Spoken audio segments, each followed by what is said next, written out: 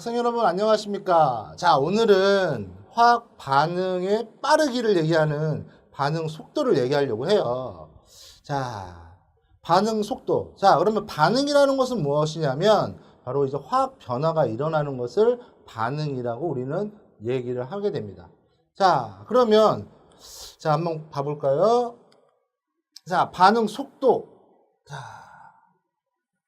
물리를 공부하는 학생들을 보게 되면 빠르기는 두 가지로 표현할 수 있는데 하나는 속력과 속도로 표현할 수 있는데요.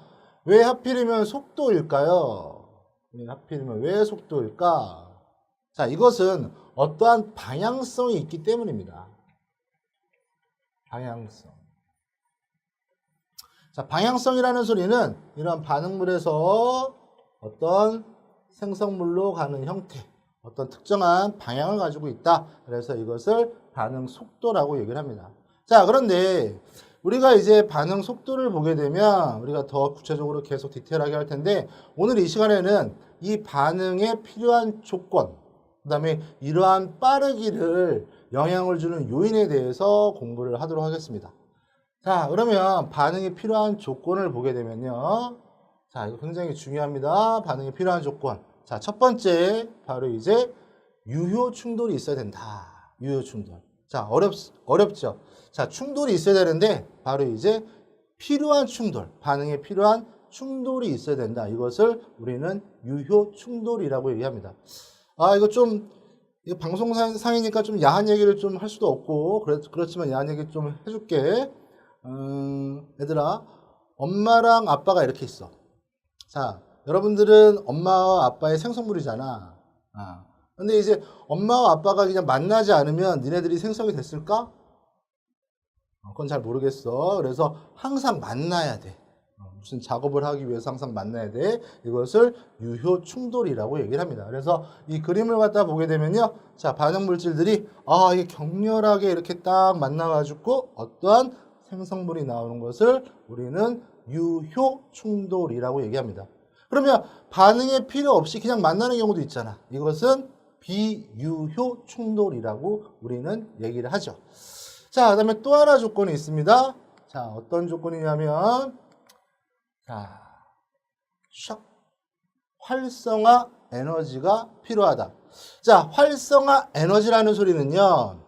여기서 에너지, A는 활성화, 액티베이트 에너지라고 얘기하는데요.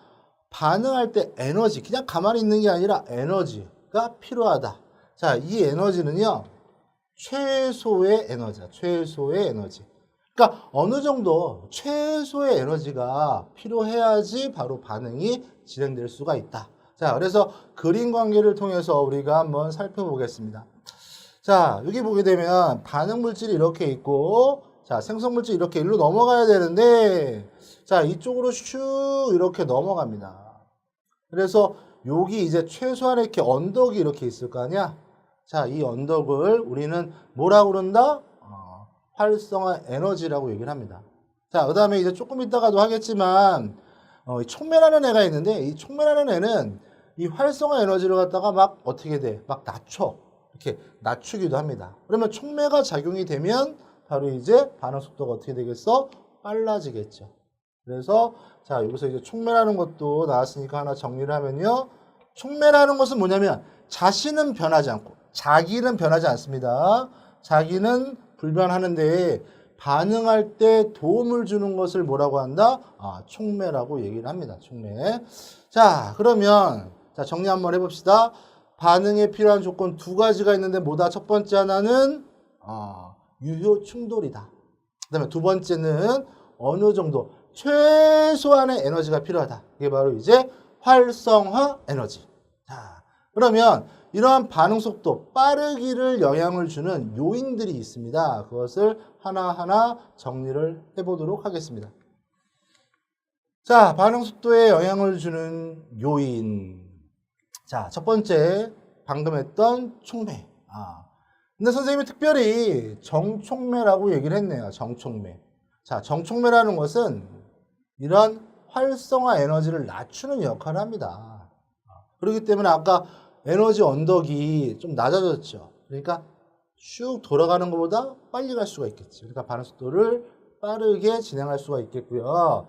자, 또 참고로 보면 거꾸로 되는 애들도 있어. 거꾸로 되는 애. 걔를 바로 이제 부촉매라고 얘기를 하죠. 부촉매. 자, 부촉매라는 소리는 얘는 역으로 이 활성화 에너지를 증가시켜. 막 증가시킨단 말이야. 그러니까 어떻게 돼? 더 느려지게 되겠죠.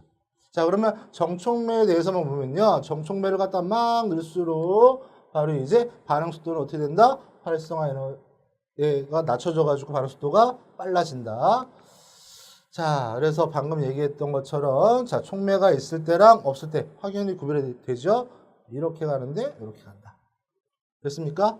자, 그러면 그 다음 걸 한번 봅시다. 자, 촉매 말고 또 어떤 영향이 있을까? 자, 여러분들 생각을 해봅시다. 자, 화학 반응이라는 건 그렇게 어렵지가 않아요. 움직이는 거야, 움직이는 거. 빠르게 움직이고, 바뀌고.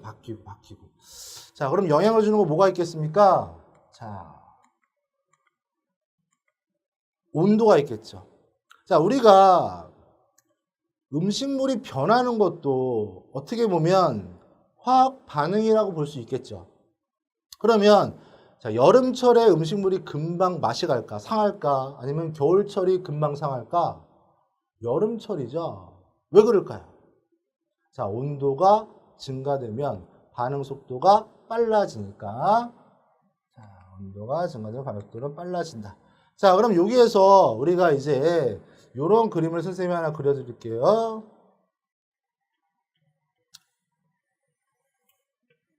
자, 이게 반응 속도야, 반응 속도. 이게 에너지고요. 이게 에너지고, 이게 바로 이제 입자수라고 생각합시다. 입자수. 자, 하나의 그래프는 이렇게 돼 있어요. 이렇게. 자, 이게 저온이라고 생각합시다. 저온. 온도가 낮아. 자, 저온, 고온도 어떻게 보면 에너지를 얘기하기 때문에 우리가 이 평균값을 갖다 보면 됩니다. 평균값이 이 정도 되는 거죠. 근데 여기다가 에너지를 갖다가 주게 되면 얘네들이 각각의 애가 열받아가지고 에너지를 받아가지고 얘네들이 어떻게 돼? 이렇게 쉬프트가 됩니다. 이동이 돼요. 이렇게. 됐니? 그러면 얘네들 최고의 온도 막 차지하는 게 어떻게 됩니까? 얘보다는 높아지죠. 그래서 얘네들은 고온의 그래프라고 볼 수가 있죠. 자, 그랬을 때 활성화 에너지라는 것은 변하지가 않습니다. 활성화 에너지는 변하지 않아. 그래서 여기서 이렇게 보면 돼요. 요게 바로 지금 활성화 에너지야. 자, 그럼 이거 잘 봅시다. 잘 봐야 되는데. 자, 빨간색이 에너지가 적을 때야. 온도가 낮을 때. 자, 활성화 에너지 이상. 즉, 활성화 에너지라는 것은 뭐라고 그랬습니까? 반응에 필요한 최소의 에너지. 요만큼밖에 없죠. 그런데 온도가 높아지게 되면 굉장히 많아지잖아. 즉, 온도가 높을수록 활성화 에너지 이상의 입자수들이 많아져서 또 충돌의 수도 더 증가되는 형태가 됩니다. 그러니까 활성화 에너지의 이상의 입자수들이 증가되기 때문에. 자, 이렇게 해줘야 되겠고요. 자, 여기 더불어서 다른 얘들도 정리를 좀 약간 해드리면요. 농도에 따라서 한번 생각해 봅시다. 농도에 따라서. 농도에 따라서 생각해 보게 되면, 자, 농도가 증가하면 증가할수록 어떻게 됩니까? 계속해서 어떻게 돼? 자, 충돌의 수가 막 증가가 되겠죠?